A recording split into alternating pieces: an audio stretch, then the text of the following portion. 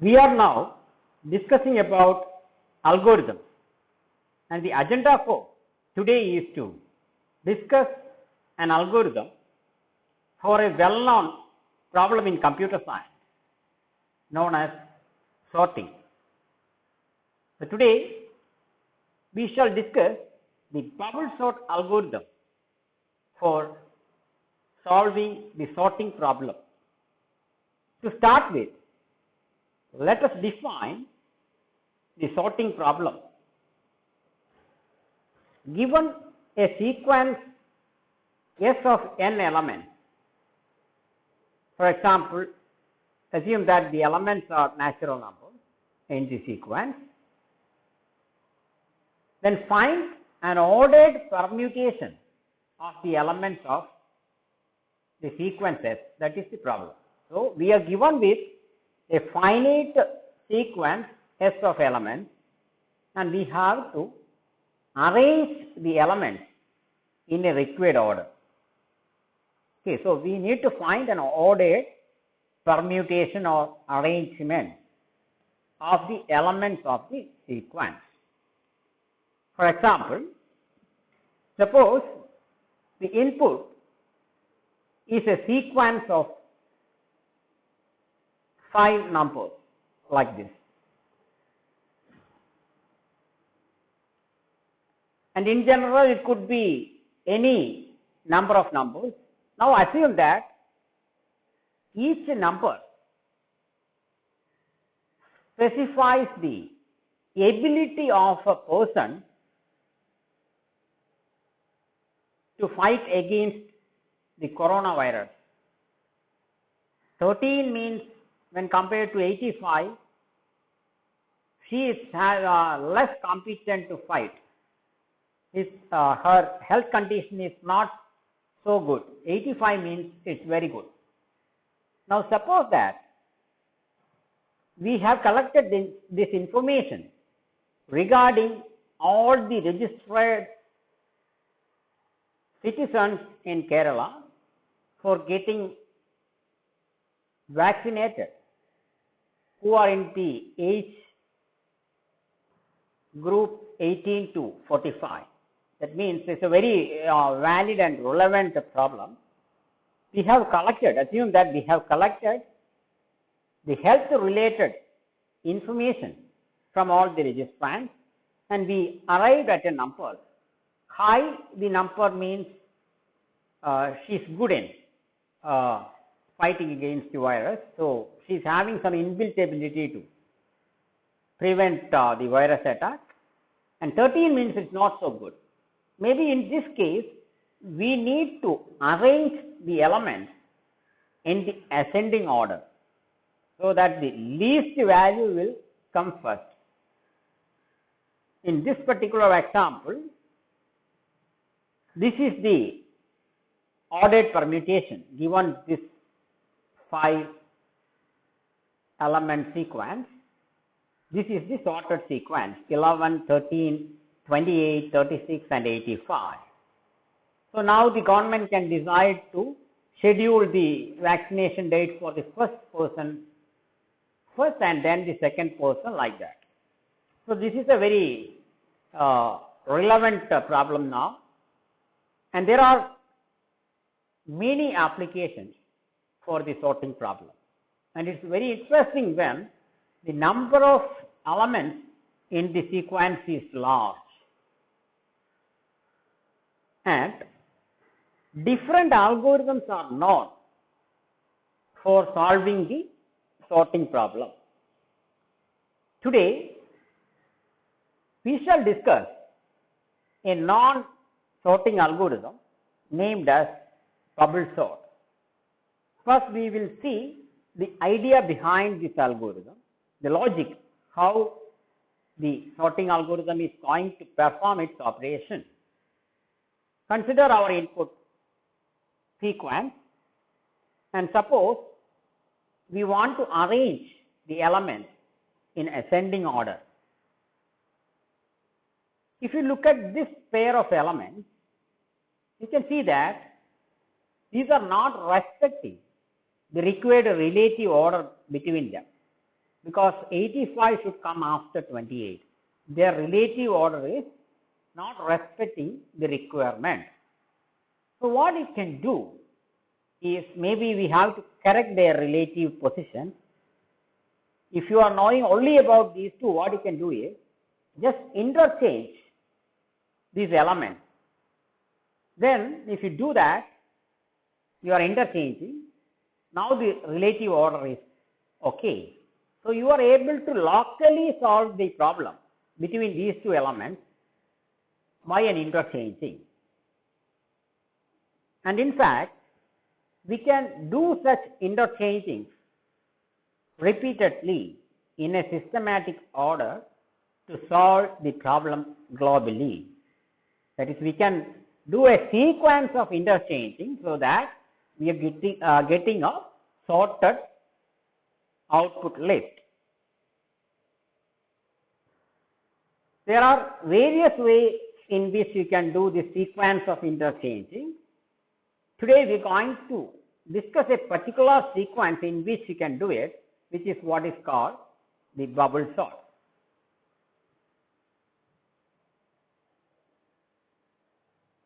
Now we can see a particular order in which you can do this interchanging if required, so that you can convert the given list into a sorted list.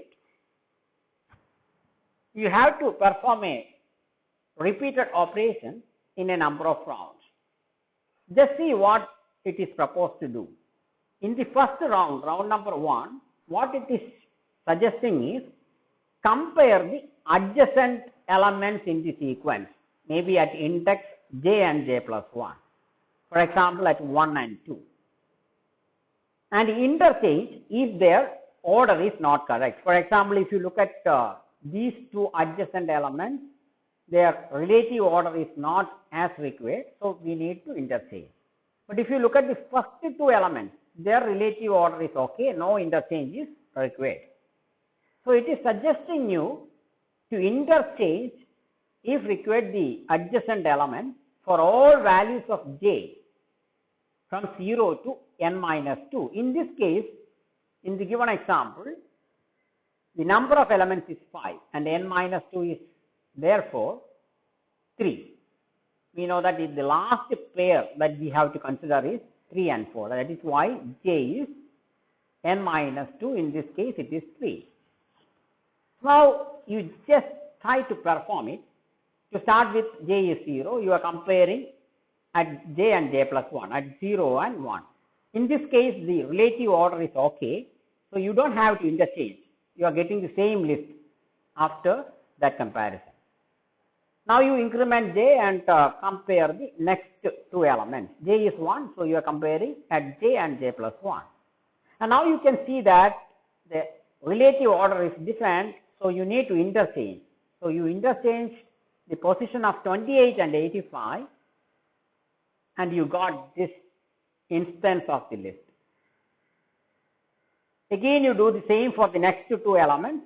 Here again, you can see that you need an interchange. So you interchange 36 and 85, good. And not that you have to go up to this position. One more pair is there. Last pair, you look at the pair and you can see that you need an interchange. And finally, you are getting this intermediate output after the first round. Here you can observe that after the first round, the first largest element is correctly placed. The largest element in the sequence is actually 85. We managed to bubble it to the through the list to the last position in the sequence. So after the first round, the largest element is set as the last element, and that's fine. So now we need to repeat it. In the second round, actually the round, we need to find a relationship between the round number and the last required value of j. You can see that in this case, if you observe, you can see that it is round number plus 1. It is 2. And in round number 2, what you do is, you don't have to now worry about the last element which is already sorted. Now you do it for the other element. So in this case, you have to move j from 0 to n minus 3. N is 5, n minus 3 is 2. This is the last pair because you don't have to worry about the sorted element. So do it. In this case, you don't have to interchange. It's okay.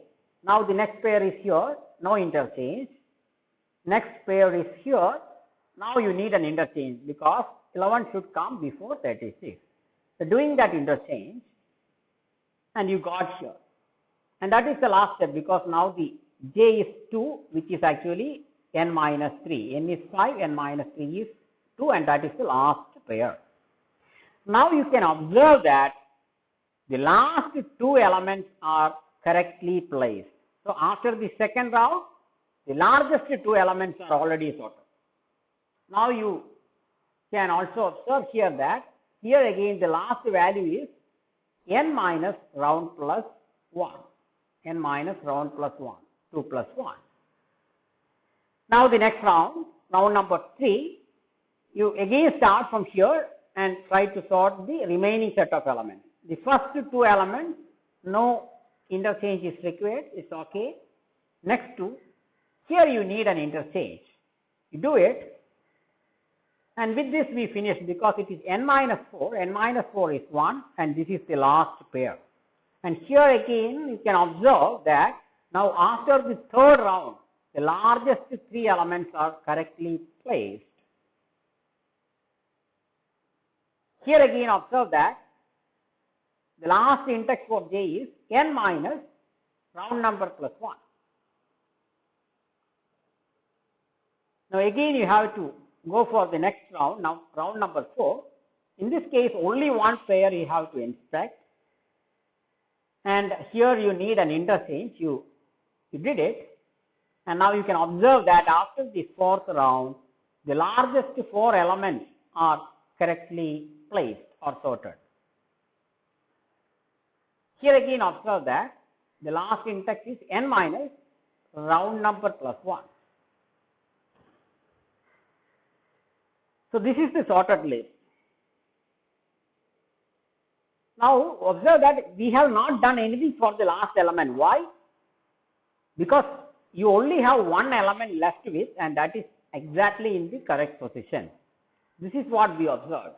If n minus 1 elements are correctly placed, then only one element is left with, and that is in the correct position because all the n minus 1 largest elements are stored from the last position to the second position, and hence the least element is with you, and that is already there in the first position.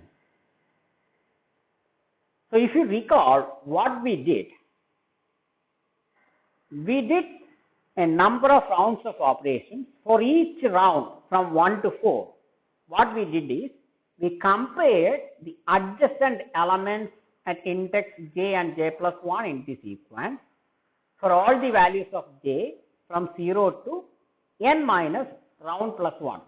Round is I, round number is I, round plus 1. This is exactly what we did, and if required we interchanged, and that's what we did. And if you think about it, how many rounds are required? Can you guess, or from that example do you recall what we did? It's actually n minus 1. Why? Because each round sets the next largest element in the required position. In the first round, the largest element is found and it is placed as the last element. In the second round, the second largest element is found and is being placed as the second last element. And hence, after n minus 1 rounds, all the n minus 1 largest elements except the least element are already placed, and hence the only remaining element is the least element, and which is in the 0th position, so nothing requires to be done. So the number of rounds required is n minus 1, and hence the value of I varies from 1 to n minus 1. So this is what we did, and hence we can try to write it as an algorithm. Recall that what we did is, for each round I from 1 to n minus 1, you start with the value for I, the round as 1, and you repeat until the value becomes n. Till n minus 1 you have to repeat this. When it becomes n, you can stop. What you have to do? Within that, you have to repeatedly do initialize j as 0 for every time from 0 to n minus I plus 1. That is, you have to repeat until the value of j becomes n minus I, the next value. Okay, I hope you remember it, and now we can try to write it as an algorithm. The first step is start. Then we have to read the input, read the sequence and the number of elements in the sequence into the variables or symbols s and n respectively. Recall that we have an algorithm for reading or sequence. So s is the sequence and n is the number of elements. Now you just apply the procedure that we devised. We have to initialize I to 1, where I is the round number, and then we have to repeatedly do repeat until I becomes n. That is, we have to repeat for all values of I from 1 to n minus 1. What do you have to repeat? For each value of the index j from 0, what do you do? Repeat until j becomes n minus I, because we have to do up to n minus within bracket I plus 1. So the next value is n minus I.